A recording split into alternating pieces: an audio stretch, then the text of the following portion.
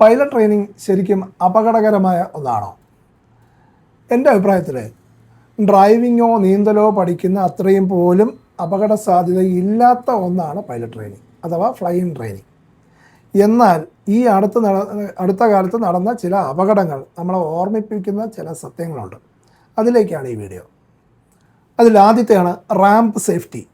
അതായത് കൃത്യമായ യൂണിഫോം അല്ലെങ്കിൽ ഡ്രസ് കോഡ്, അതുപോലെ തന്നെ അലക്ഷ്യമായ ഹാങ്ങറിൽ നടക്കാതിരിക്കുക, മറ്റ് എയർക്രാഫ്റ്റുകളിൽ നിന്നും ഫ്യൂൽ ബൗസറോ ഗ്രൗണ്ട് പവർ എക്യുപ്മെൻറ്റോ പോലുള്ള ഡിവൈസുകളിൽ നിന്നും കൃത്യമായ അകലം പാലിക്കുക, അതുപോലെ തന്നെ മദ്യപാനം, പുകവലി തുടങ്ങിയ കാര്യങ്ങൾ ഹാങ്ങറിൽ ഒരിക്കലും പ്രോത്സാഹിപ്പിക്കാതിരിക്കുക തുടങ്ങിയ കാര്യങ്ങളാണ് റാമ്പ് സേഫ്റ്റിയിൽ വരുന്ന പ്രധാനപ്പെട്ട കാര്യം.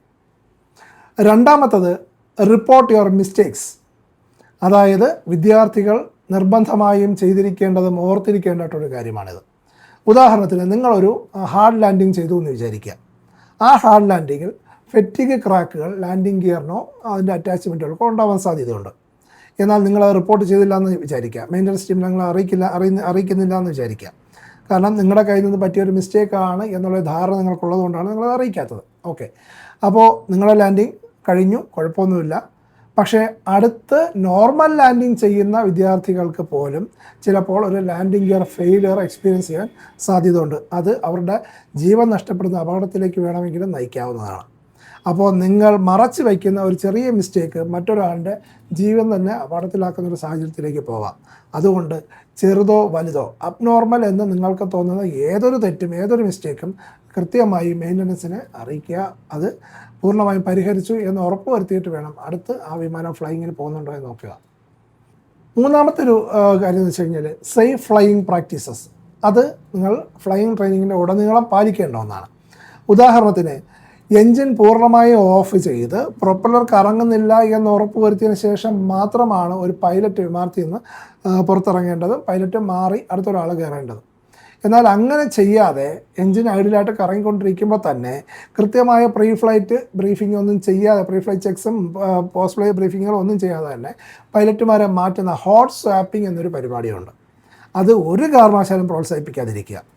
എൻജിൻ കറങ്ങിക്കൊണ്ടിരിക്കുന്ന സമയത്ത് ഒരു എയർക്രാഫ്റ്റിനോ അടുത്ത് പോകാനോ അതിൽ നിന്ന് പുറത്തിറങ്ങാനോ ഈവൻ സീറ്റ് ബെൽറ്റ് അൺബക്കിൾ ചെയ്യാനോ പോലും ശ്രമിക്കാതിരിക്കുന്നതാണ് എപ്പോഴും നല്ലത്.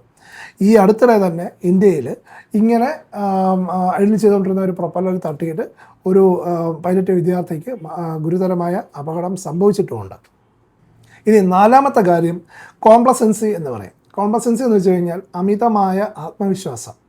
അതായത് ഒരു 50 മണിക്കൂറൊക്കെ ആയി, സോളോ ഒക്കെ കിട്ടി കഴിയുന്ന ശേഷം നമുക്കൊരു തോന്നൽ വരാം. അതായത് ഇനി നമ്മൾ ചെക്ക് ലിസ്റ്റ് എല്ലാം കൃത്യമായി ഫോളോ ചെയ്യണമെന്നോ അല്ലെങ്കിൽ SOPs കൃത്യമായി പാലിക്കണമെന്നോ എന്ന് നിർബന്ധമില്ല. നമുക്കെല്ലാം ഓർമ്മയുണ്ടല്ലോ, ഓർമ്മയിൽ നിന്ന് കാര്യങ്ങൾ ചെയ്താൽ മതി എന്നുള്ളൊരു ധാരണ.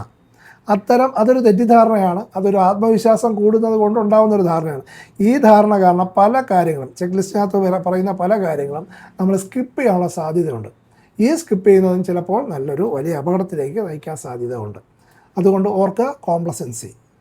അഞ്ചാമത്തെ വലിയ തെറ്റെന്ന് പറയുന്നത് ഫിക്സേഷൻ എന്നൊരു പ്രശ്നമാണ്. ഫിക്സേഷൻ എന്ന് വെച്ചാൽ നമ്മൾ ഉപകരണങ്ങളെല്ലാം, അതായത് ഇൻസ്ട്രുമെൻറ്റുകളെല്ലാം സമയാസമയം കൃത്യമായി മോണിറ്റർ ചെയ്ത് ഫ്ലൈയിങ് ചെയ്യാതെ 1-2 ഇൻസ്ട്രുമെൻറ്റുകളിൽ മാത്രമായി നമ്മുടെ ശ്രദ്ധ ചുരുങ്ങിപ്പോകുന്നൊരവസ്ഥയ്ക്കാണ് ഫിക്സേഷൻ എന്ന് പറയുക. ഉദാഹരണത്തിന് ഹെഡിങ്ങും എയർ സ്പീഡും മാത്രം നമ്മൾ കൃത്യമായി മോണിറ്റർ ചെയ്യുമെന്ന് വിചാരിക്കുക.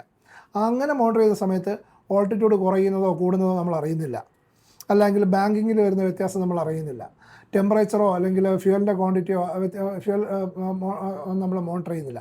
ഇങ്ങനെ വരുന്നത് കൊണ്ടുണ്ടാകുന്ന പ്രശ്നങ്ങളാണ് ഈ ഫിക്സേഷൻ എന്ന് പറയുന്നത്.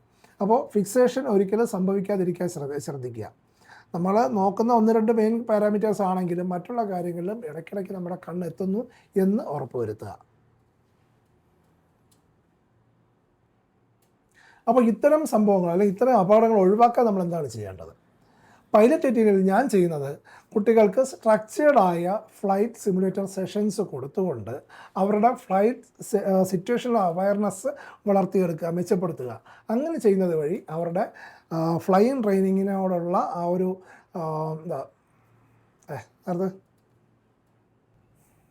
അപ്പോൾ ഇത്തരം അപകടങ്ങൾ ഒഴിവാക്കാൻ വേണ്ടി നമ്മൾ എന്താ ചെയ്യേണ്ടത്?